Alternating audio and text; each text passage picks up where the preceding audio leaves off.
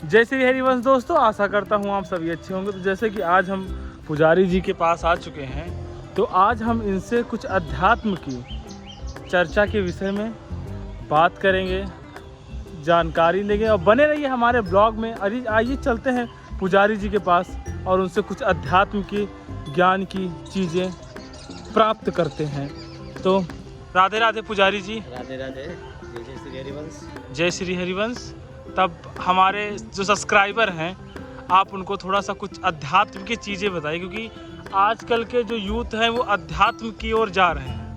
ठीक है, तो आप कुछ हमारे जो जितने युवा सब्सक्राइबर हैं, मतलब जो नए युवा हैं और जो मतलब कि जितने भी सब्सक्राइबर हैं, पूरे सब्सक्राइबर की बात कर रहा हूँ, तो आप उनको क्या एक ऐसी चीज़ बताना चाहते हैं जिसको वो फॉलो करें तो वो अध्यात्म से जुड़ सकते हैं और भगवत भक्ति की प्राप्ति कर सकते हैं। तो कुछ इसके विषय में आप थोड़ा सा बताइए हमारे सब्सक्राइबर को। ले तो आपको बहुत बहुत धन्यवाद कि आप अपने चैनल के माध्यम से अपनी दिनचर्या के साथ साथ अध्यात्म के विषय में ऐसी बात पूछी है।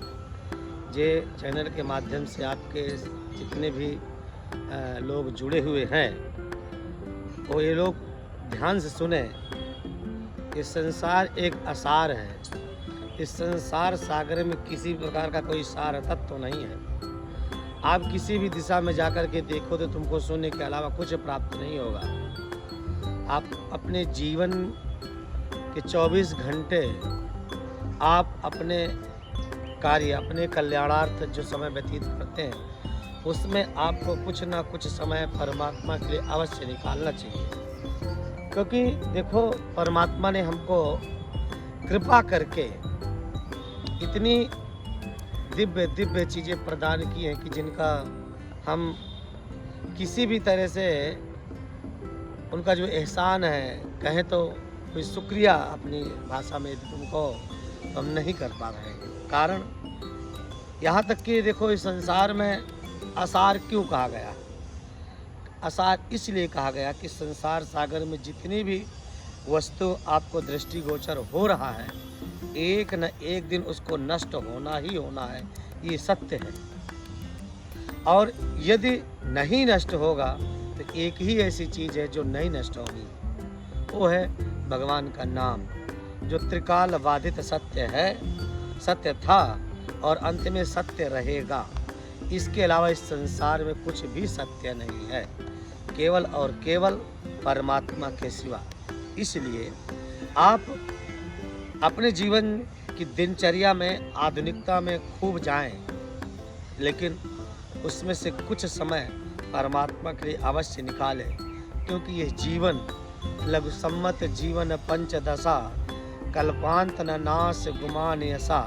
यह गुमान लेकर के जो घूम रहे हैं कि हम जीवन में कभी नष्ट होंगे ही नहीं, सदा ऐसे ही बने रहेंगे, तो ये भूल है। ये धरती वो धरती है, बड़े बड़े वीर जो कहते हैं जैसे बाली गए बलराम गए, जिनके कखरी 10 कंठ समाना, ऐसे ऐसे योद्धा चले गए इस पृथ्वी से। तो हम सब आपकी क्या विशाल मिसाल है कि हम यहाँ पर अस्थाई हैं। इसलिए अस्थाई है तो केवल और केवल भगवान नाम, और सत्य है तो केवल एक मृत्यु, जो नितांत सत्य है। एक न एक दिन आनी है, लेकिन वो समय हमको पता नहीं है। यदि वो समय हमको पता हो जाए कि हमको इतने दिन तक कुछ होने वाला नहीं है, हमारी मृत्यु उस समय है या जिस भी दिन है, तब हम निश्चिंत हो जाएंगे कि उसके पहले हमारा कुछ बिगड़ने वाला नहीं है। लेकिन वो समय हमको पता नहीं है। इसलिए जिस चीज़ की पता नहीं है उसको ये समझे कि पता नहीं किस क्षण आ जाए। इसलिए आप एक छोटा सा उदाहरण देंगे, आप उदाहरण के तौर पर देख लें। हम एक छोटी सी भी यात्रा करते हैं, माना कि अपने घर से दिल्ली जाते हैं, बम्बई जाते हैं, तो उसकी तैयारी हम महीनों पहले इकट्ठा करना शुरू कर देते हैं, सामान सूटकेस लगाते हैं। और जब हम अपनी अंतिम यात्रा पर निकलते हैं, जिस यात्रा में चलने के बाद वापस आना ही नहीं है, उस यात्रा की तैयारी से हम एकदम शून्य हैं। इसलिए आप जैसे कि महाराज जी एक बात और बताइए कि जैसे कि बहुत लोग कहते हैं कि कोई आधा घंटा पूजा करता है, कोई 1 घंटा पूजा करता है, कोई 5 मिनट पूजा करता है, तो मतलब एक सही मतलब नियम क्या है लोगों को पूजा करने के लिए, मैं ये पूछना चाहता हूँ आपसे। देखिए, पूजन का कोई एक सीमित समय नहीं है कि आप 5 मिनट बैठें या 1 घंटे बैठें, 4 घंटे बैठें। पूजन का एक शुद्ध भाव है कि आप निर्मल मन से यदि आप 5 मिनट भी भगवान का ध्यान कर लें तो सार्थक है। क्योंकि भगवान के ही मुख से ये वचन निकले हैं कि निर्मल मन जनसो मोहि पावा, मोहि कपट छल छिद्र न भावा। आप निर्मल मन से आप मुझको ध्यान करिए, मेरा आराधन करिए, वो आपको सार्थकता की तरफ ले जाएगा। और गीता में भगवान कहा है कि आप बैठकर मत करो, 2 घंटा 4 घंटा 6 घंटा मत समय निकालो। यदि नहीं निकल पा रहा है तो उसमें गीता में कुछ श्लोक आया है, पश्यन श्रवणन स्पर्शन जिघ्रन नसनन गच्छन स्वपन श्वसन, ये गीता का श्लोक है। तो आप चलते फिरते उठते बैठते सोते जागते, इसका तात्पर्य है किसी भी आप परिस्थिति में हैं, भगवान नाम उच्चारण करते रहिए, वही आपके कल्याण का मार्ग प्रशस्त कर देगा।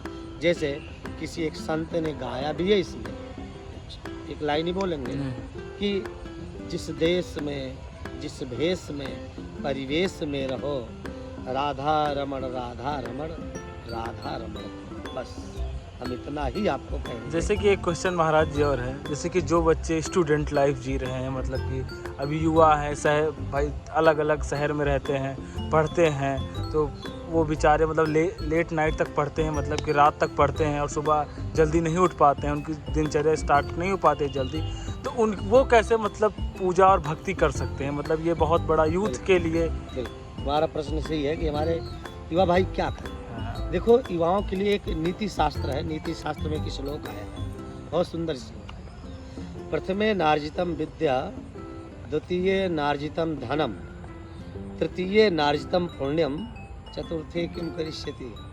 अब इसका मूल तात्पर्य ये है, प्रथमे नार्जितम विद्या, जो स्टूडेंट हैं, जो पढ़ने वाले छात्र हैं, उनका पहला धर्म है प्रथमे नार्जितम विद्या, विद्या का अर्जन करें। उनका मेन जो मूलभूत कर्तव्य है वो केवल विद्या अध्ययन का है, उससे अन्यत्र कहीं न जाए। विद्या अध्ययन करना ही उनका मुख्य परमात्मा चिंतन है, क्योंकि अक्षर ही ब्रह्म होता है। और उस ब्रह्म चिंतन के लिए उनको 25 साल का समय दिया गया है। वो यदि पढ़ाई करते हुए 1 मिनट भी ब्रह्म चिंतन कर लिया, परमात्मा का चिंतन कर लिया, तो भी उनको सार्थकता की तरफ ले जाएगा, लेस मात्र भी संशय नहीं है। और 25 वर्ष विद्या अध्ययन करने के बाद प्रथमे नार्जितम विद्या, द्वितीय नार्जितम धनम, 25 से 50 वर्ष के मध्य में धन का अर्जन करें। धार्मिक रूप से भगवत कृपा से जो प्राप्त हो वो धन का अर्जन करें, जिससे अपना स्वयं का जीविकोपार्जन चलाएं। और गृहस्थ में प्रवेश करके गृहस्थ जो इसके पीछे जो भी जीव है, माता है, पिता है, भाई है, बहन है, उनका पालन करें। और 50 वर्ष तक धन कमाने के बाद 50 से 75 वर्ष तक पुण्य की तरफ, धर्म की तरफ हो जाना चाहिए, और फिर उसको भगवत चिंतन की तरफ मुड़ जाना चाहिए। क्योंकि यदि 75 वर्ष 50 से 75 के मध्य उसने किसी प्रकार का धर्म अर्जन नहीं किया, पुण्य कार्य नहीं किया, तो फिर चतुर्थे किम करिष्यति, 75 से 100 वर्ष के मध्य में तुम कुछ नहीं कर सकते हो, तब तुम्हारी सारी इंद्रियां शिथिल हो जाएंगी। आप इंद्रियों से इतना निरासक्त हो जाओगे, आप कुछ भी नहीं कर सकते हो। आंखें काम करना बंद कर देंगी, श्रवण शक्ति कमज़ोर हो जाएगी। जठराग्नि कमज़ोर होने से आपकी सारी शारीरिक प्रक्रियाएं शिथिल हो जाएंगी, जिससे आप किसी भी कार्य करने में बहुत ही असमर्थ हो जाओगे। चलिए, बहुत बहुत धन्यवाद महाराज जी आपका। तो जैसे कि मैं बताना चाहता हूँ आप लोगों से, महाराज जी का भी एक यूट्यूब पर चैनल है, तो फिलहाल उनका आप थोड़ा अपने चैनल के बारे में बता दीजिएगा महाराज जी। ये हमारा चैनल आचार्य रमेश जी के नाम से है। इसमें भी आप अनेक प्रकार के धार्मिक भगवत चर्चा संबंधित कुछ भी आप श्रवण कर सकते हैं। भगवत दर्शन, संतों की वाणी, ये सब आपको श्रवण करने के लिए उसमें आपको मिलेगी। आचार्य रमेश जी के नाम से चैनल है, आप उसको भी सब्सक्राइब करके जुड़ सकते हैं। और ये विवेक जी के चैनल को भी आप ज़्यादा से ज़्यादा बढ़ाएं, क्योंकि युवा कार्य करते हैं। ठीक है, सब अपना अपना कार्य अपने अपने तरीके से करते हैं, लेकिन इस बच्चे का ऐसा एक भाव है कि अपने कार्य के साथ साथ अध्यात्म की तरफ भी बहुत जुड़ाव है। मंदिर पर आना, भगवान के दर्शन करना, पूजन करना, संतों की सेवा करना, मंदिर की कोई भी सेवा हो उसमें कह देना, कभी मुख से ना शब्द ना निकलना। तो ऐसे बच्चे के लिए आप भी थोड़ा चैनल को सब्सक्राइब करके एक प्रोत्साहन करें, जिससे बच्चे का मनोबल बढ़े और ऐसे ही अध्यात्म की चर्चा करते रहें और आप लोगों को ये जानकारी मिलती रहे। चलिए, राधे राधे पंडित जी। राधे राधे।